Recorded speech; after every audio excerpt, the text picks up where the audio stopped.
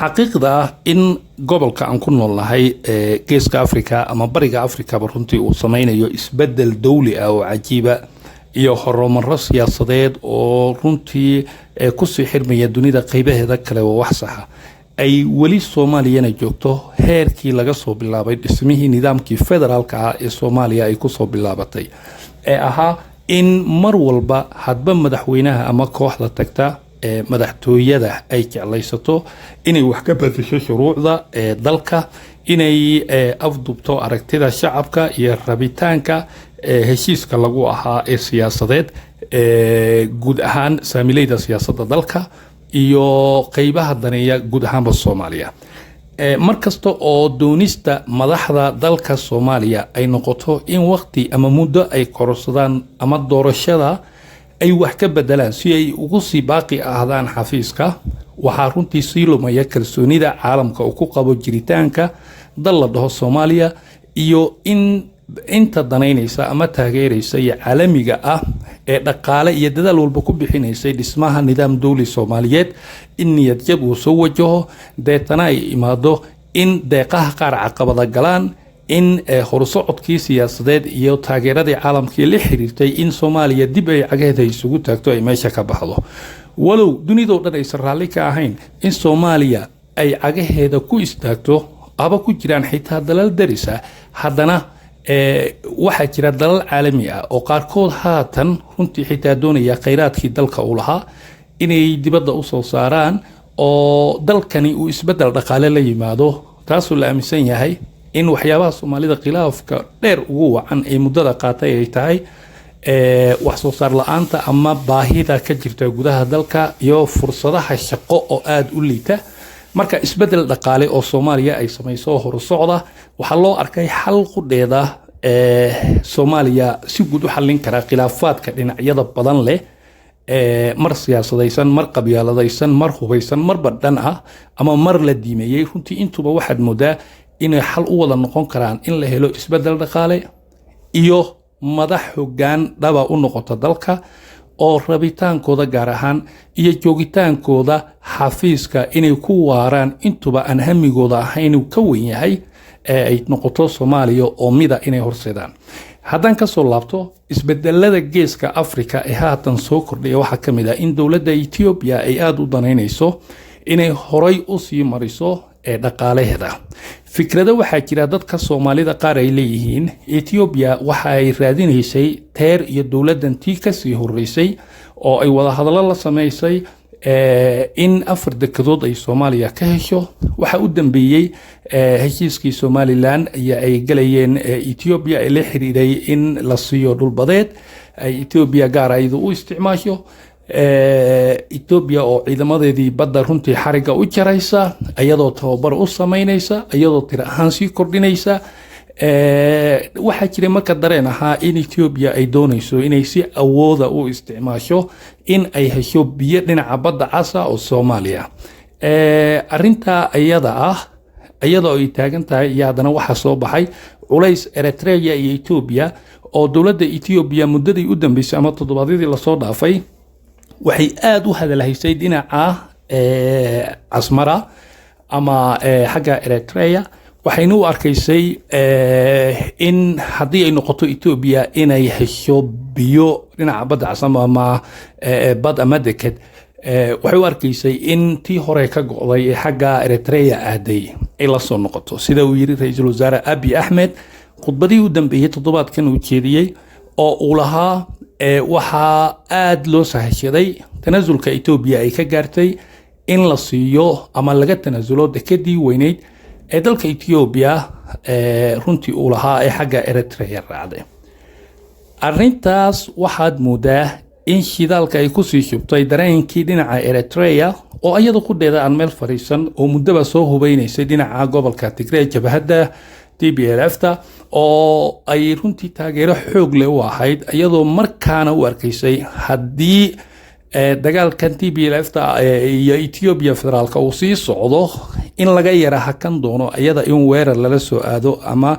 caqabado siyaasadeed ee xagga Ethiopia runtii kaga yimaadaan ha yeeshee Ethiopia waxay muujisay dagaalka jabhadda Tigreega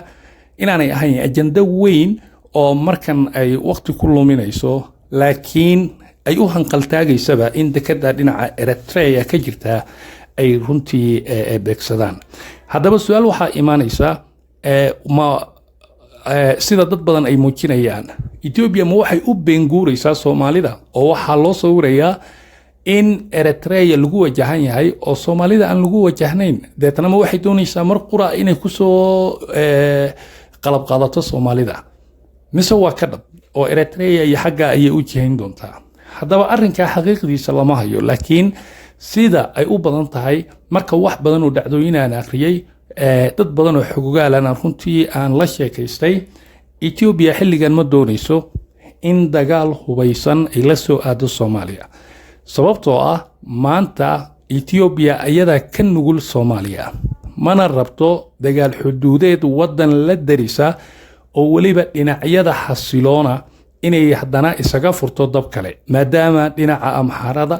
iyo dhinaca kale ee Tigreega uu dagaal xoogan kaga socdo oo jabhado xoog leh xitaa dhinaca Oromia hadda meesha ay haysato Ethiopia u xasiloon ama u nabdoon waa deegaanka Soomaalida haddii marka deegaanka Soomaalida oo ay rabto maanta in deegaankaas uu ka mid noqdo ilaha dhaqaale ee dalkeeda ay doonayso qorshaheeda sanadaha xiga inay kor ugu qaado kobaceeda dhaqaalaha tusaale ajandaheeda gaaska Ogaden ama dhulka Soomaali galbeed laga helay ee Kalu ama Jeexdin runtii waa mid ka mid ah qorshayaasha siyaasadeed ee horumarinta dhaqan dhaqaale ee dalka Ethiopia haddii marka khilaaf siyaasadeed hubaysan uu ka dhaco Ethiopia iyo Soomaaliya laba dal ah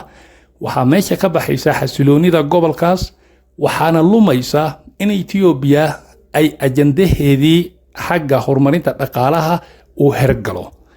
waxa soo fuuli doona culeysyo waxayna noqon doontaa inay dab isaga shiday halka jaha ee u nabdoona ama xaaladda ay u xasiloonayd sida awgeed dad badan ayaa qaba fikirka ah in Ethiopia aysan dagaal hubaysan la soo bareereyn Soomaalida ayadoo markaa aan ahayn in Soomaalida u turayso ayadu ay u turayso danaheeda dhaqaale iyo rabitaankeeda ah inay kor u qaado horumarka dhaqaale ee wadankeeda tusaale Ethiopia hadda waxay qorsheynaysaa inay dhisto airportkii ugu weynaa bariga Afrika ama guud ahaan qaaradda Afrika oo ay ka gurto airportkoodii hore ee Pole Michael waxaana ku baxaya lacag balaayiin $10 bilyan waxa bixinaysa dowladda Mareykanka inta in la mid ah ama kala bara waxa bixinaya dhinaca Israel oo doonaysa inay kala faa'iideysato hab civil garoonka sidoo kale Ethiopia waxay soo iibsatay ilaa 30 diyaaradood oo kuwa dagaalka casriga haddana 6 ilaa 7 kamid ah ayaa toddobaadyada soo socda la soo gaarsiinaya gudaha Ethiopia waxa marka ay isku garab wadaa ayadoo dhinacii biixireenkii xagga korontada iyo horumarka ay rabtay inay Afrika oo dhan kula wareegto ajandaheedii oo balaayiin u socdo shidaalkii dhulkii Soomaalida oo ay wadato mashruuceedii oo toddobaadkan gudihii ra'iisul wasaarihii Jigjiga uu yimi oo barnaamijyadeedii la hormarinayo la sii xoojinayo dhinaca kale oo ay militarigii iyo qalabkiisii ay dib u casriyeyn ku hayso marka intaasoo ajando oo horumar dalka ku howlan ama ku jira runtii way adag tahay inuu dagaal hubaysan la soo aado jihada u nabdoon ee maanta uu doonayo in xitaa xasilooni yar ama layr yar oo nabadeed uu ka helo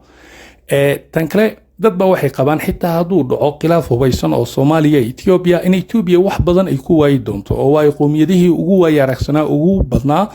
ugu saameynta badnaa ayaa Ethiopia haatan gadoodsan oo Ethiopianimada lagu hayn la yahay sida Amxaaradii Tigreegi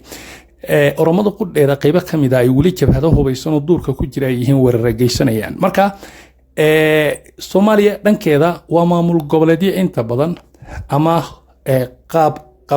qabaa'il hubaysan oo wax kasta oo dagaal oo dhaco ay adag tahay runtii inay wax badan ku burburaan ama ay ku waayaan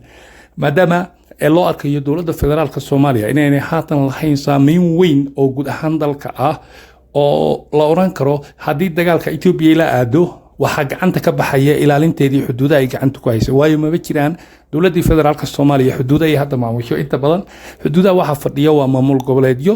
iyo ciidan qabaa'ileed ama beelo weligoodba meesha deganaa oo runtii markastana tuulooyinkii barkadaha isku dila marka Ethiopia wax weyn bay ku waayi kartaa dagaal hubaysan oo ila soo aado Soomaalida waana sida fikirka ugu xooga badan ee hadda jira u yahay waana dareen dhaba oo muujinaya in Ethiopia laga yaabo inay ka shaqeyso siyaasado maldahan oo daahsoon oo ay Soomaalida ku kala hayso haddaba ay qaarkood ku jiri karto laakiin dagaal hubaysan oo xoog leh oo ay Soomaaliya la soo aado ayaa gabi ahaanba dadka arrimahan indheeya ay meesha ka saarayaan waxa taa bedelkeeda loo badinayaa dhinaca Eritrea inay suuragal tahay inay ka dhacaan shaqaaqooyin u dhaxeeya Ethiopia iyo Eritrea waxana keenaya in dhinaca ay colaadaha ay jooyinka ka furayeen iyo in Ethiopia wixii shalay ka lumay ay dib u doonato ay ka sahlan tahay in waxaanay weligeed lahayn ay soo doonato ama meel u nabdoonayd runtii ay dagaal iyo colaado ku furto